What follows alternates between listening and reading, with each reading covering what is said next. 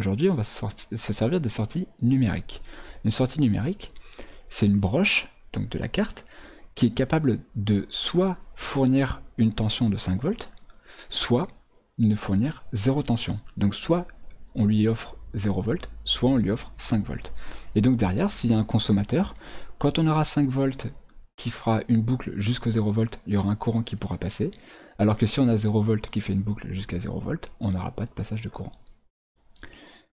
À l'intérieur, concrètement, ce qui se passe, c'est que dans la carte, quand vous essayez de mettre 0 ou 5 volts dans la carte, il y a une sorte de petit interrupteur qu'on appelle un transistor. Donc en fait, c'est un interrupteur qui est piloté électroniquement. À l'intérieur de la carte, il y a un petit transistor électronique, un petit interrupteur électronique qui est basculé pour faire passer le courant, pour passer de 0 à 5 volts. Comme quand chez vous, vous appuyez sur l'interrupteur pour mettre la lumière, bah là c'est pareil, il y a un petit interrupteur électronique dans la carte qui permet de passer de 0 à 5 volts à volonté. Donc, il va falloir qu'on dise à l'Arduino si une broche, elle est utilisée en sortie ou en entrée. C'est nécessaire pour elle de paramétrer ces différentes choses.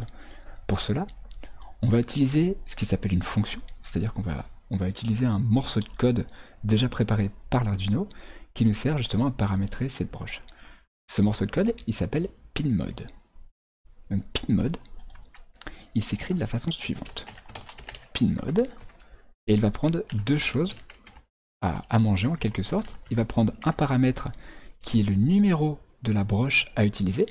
Donc là par exemple, si notre LED, on décide de la brancher sur la broche 2, allons-y, je me branche juste comme ça pour l'instant.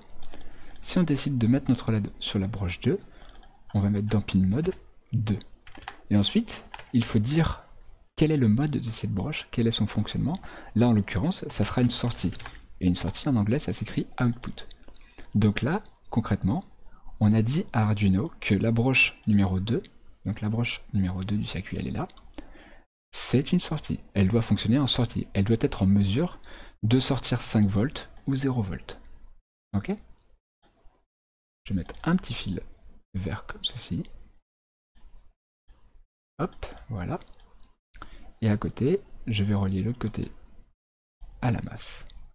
Donc là, qu'est-ce qui va se passer? On va faire un petit fil noir. Et celui-là, on va le laisser... On va mettre une autre couleur, pourquoi pas. Et celui-là, on va le mettre turquoise. Donc là, concrètement, qu'est-ce qui va se passer? Au début de notre programme, la fonction setup va s'exécuter. Le programme va dérouler étape par étape. Donc là, en l'occurrence, il va avoir pinMode. Il va se dire, ok, je mets la broche 2 en sortie.